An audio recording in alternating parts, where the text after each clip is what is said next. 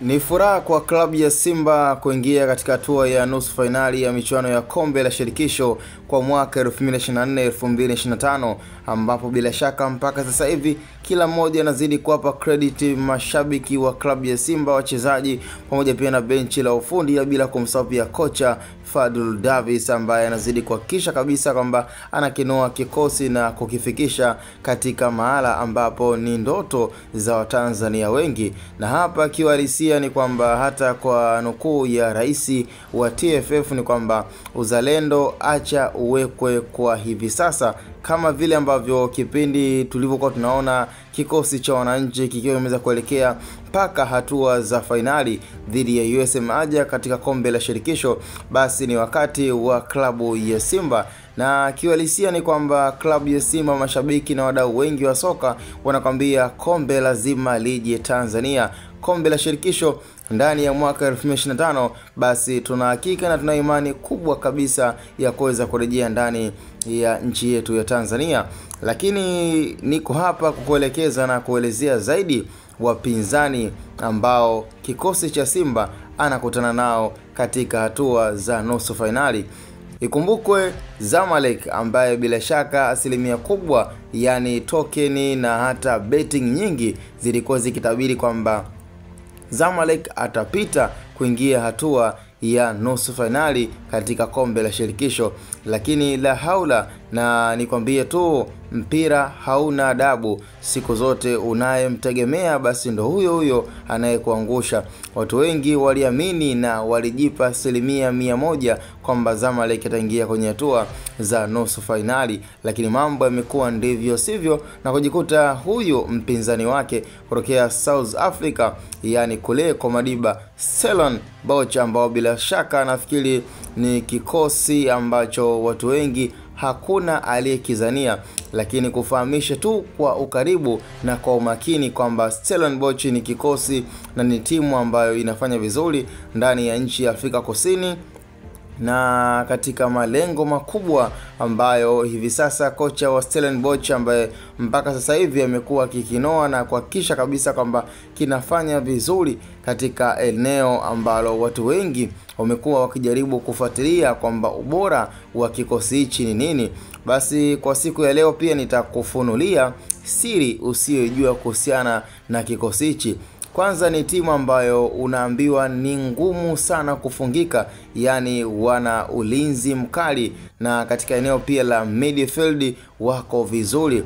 Kwa hiyo kwenye idara ya kuto kufungwa magoli mengi pia wana uwezo mkubwa wa kuhimili mikiki ya washambuliaji. Kwa hiyo ni engo na ni eneo ambalo pia wao Stellenbosch wamekuwa kujivunia na kujiamini sana. Kwa hiyo inapofika kwenye swala zima la mechi zile za home and away, klabu ya Simba ni vyema ikatuliza umakini sana kuhakikisha kwamba pindi watakapokuwa nyumbani katika uwanja wa Benjamin Mkapa, basi ni kutumia vyema uwanja na kuhakikisha kabisa kwamba wanashinda zaidi ya bao 2, kwa sababu hawa kikosi cha Stellenbosch kwanza akiwalisia wao kwa wao pia wako makini na hodari kabisa kwenye idara ya ushambuliaji na wako makini katika idara ya kuzuia. Kwa hiyo itapofika wakati kwamba labda wao wameamini kwamba tayari wameshajithibitishia kwamba wana uhakika wa alama 3 kwa hata goli moja tu likawa linawalinda, basi wana uhakika mwingi kabisa wa kuzuia na kulinda kile walichonacho.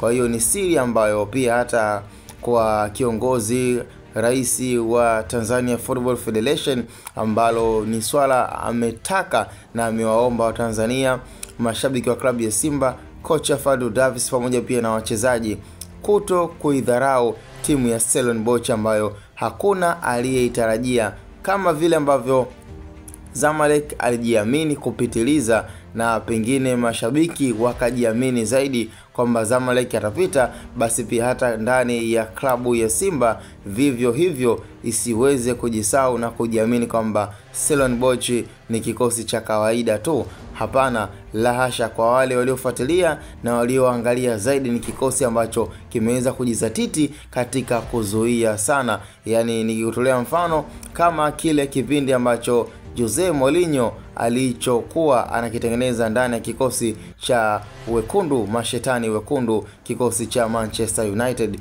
Basi hivi sasa pia nafikiri kocha waliyempata Stellenbosch yupo kwenye mekiki na uhodari mkubwa wa kuweza kuzuia. Kwa hiyo ni sakata ambalo Watanzania inabidi wahakikisha kabisa kwamba wanaliweka masikioni na kwenye akili zao na kujihakikishia tu ndani ya tarehe 20 mwezi wa 4, ambapo nafikiri pambano hilo litaweza kuwepo ndani ya uwanja wa Benjamin Mkapa. Je, klabu ya Simba atapambana na kufikia hatua ya kujilinda na kujihakikishia kuingia hatua ya fainali, ama itakuwaje? Kila mmoja anatamani, kila mmoja anazidi kuiombea, na hapa ndo sehemu ya kuweka uzalendo. Kama ni robo finali na kuingia hatua ya nusu finali, basi Simba imeweza kufikia hatua hiyo na kujihakikishia, na hiyo ni nafasi pekee kabisa ambayo Tanzania wanazidi kujivunia nayo. Kwa hiyo kila mmoja ni kujipa ile airtime na kuombea sana wekundu wa Msimbazi. Hii ni Hot Boy Media, msingi tukutane kwenye comment.